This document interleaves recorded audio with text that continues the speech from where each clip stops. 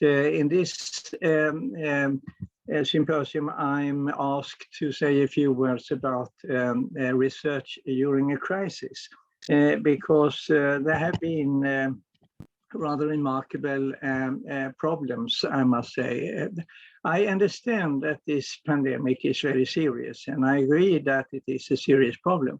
But I put this into some proportion anyhow, because if you look upon Black Death, we call it digerdöden in Swedish, it killed about 30 to 50% of the European population. The corona pandemic has killed, or I don't know if it has killed, but 0.15% of the deaths are with COVID-19 in Europe. 0.15% up to now, which is a bit less than 30 to 50%. And most of these people have been about 70 years of age.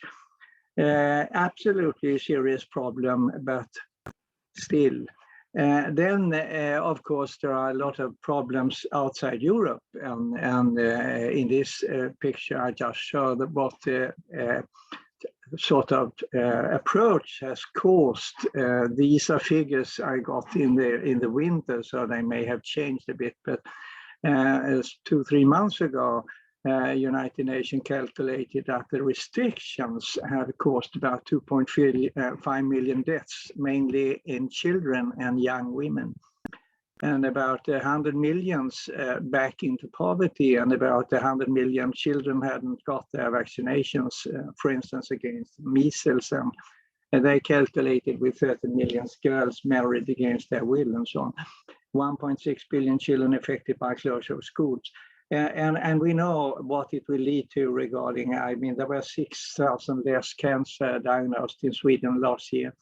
And we will see what that and other things will lead to later on. So this is a sort of a background. And normally research is deliberate and iterative, and we have peer-reviewed publications. But in this type of situation, it tends to be very rapid. Studies and rapid publications based on more limited information, and this can jeopardize careful consideration of risks and also ethical questions. You know, if we look upon rapid production of science, I looked yesterday into PubMed and used COVID-19 as the word, and then I got 118,474 publications, and it started in January last year or so. So it must be at least 8,000 publications per month. It will, of course, be completely impossible to follow all these publications and to get a picture. And several of these publications are of poor quality, I must say, even in very good journals like The Lancet and New England Journal of Medicine. I'm surprised. Sometimes I've seen publications where I don't really understand how they could be accepted. But because of this situation, and then there are immediate publications without peer review, and these publications are spread rapidly and taken as proof of a lot of things. And ethical rules sometimes have been neglected. We have seen that the cases of that also in Sweden, actually. And then, you know, this debate, which has been completely incredible, in not most in social media, of course, but also in ordinary media, and in the good journals like Dagens Nyheter, and Swedish groups have tried their best to spread information about Sweden and Swedish approach, and people have had different views, and that's fine. That's fine. We have a possibility here, and we should have a discussion. And according to Article 11 in the European Union, freedom of expression and information, everyone has the right to freedom of expression and hold opinions and discuss. But in this case, and during this crisis, it has become a crisis of science, more or less. I mean, there have been enormous emotional views, very unbalanced opinions, and I would say not only misinterpretations, but real slander, gossip, rumors, and absurd activities actually in media. There is a group, media, these watchdogs, which include several scientists actually, and they accuse other researchers for murder and racism and fraud and so on. And some researchers have been threatened. I have been part of this to some extent. I have got also rather many attacks, but it doesn't bother me in my position. But there have been others who have had a very difficult time. So it seems as if people during this type of crisis tend to forget the background we have in ethics. I mean, the Nuremberg Code was the result of a severe crisis. The Second World War led to that even in our, physicians like us did the most horrible things. And after that, people understood we need some kind of ethical code. And that was the Nuremberg Code, which was then improved and became the Helsinki Declaration 1964, which has been then updated and amended several times. And the Hawaii Declaration is more in psychiatry. And then there are different types of charters or ethical guidelines and so on. And we should remember them also in this situation. But it is as if some people tend to forget it.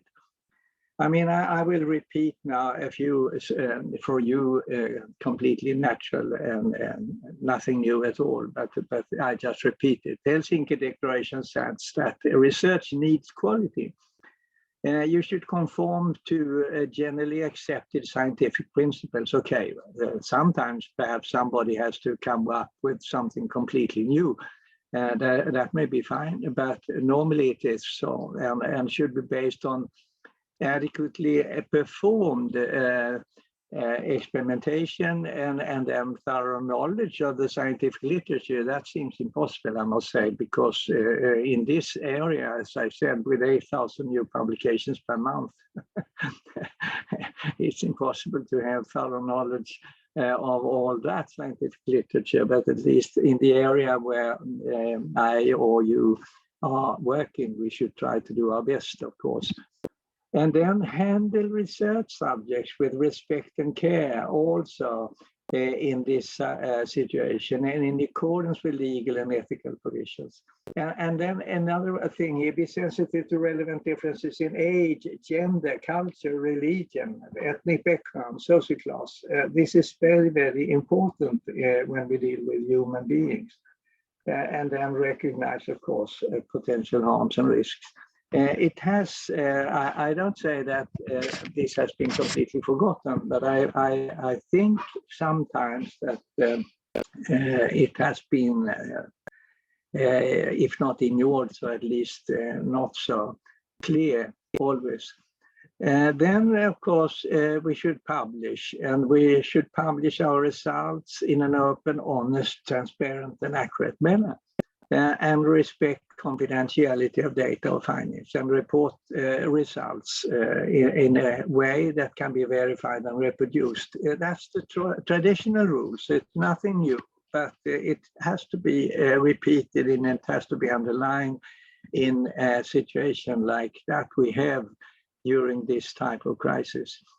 And then there are rules for how data should be accessed. And therefore the transparency, how to access or make use of data, and of course, if somebody uses others' data, there should be a fair provision for the management of the use, ownership, and so on.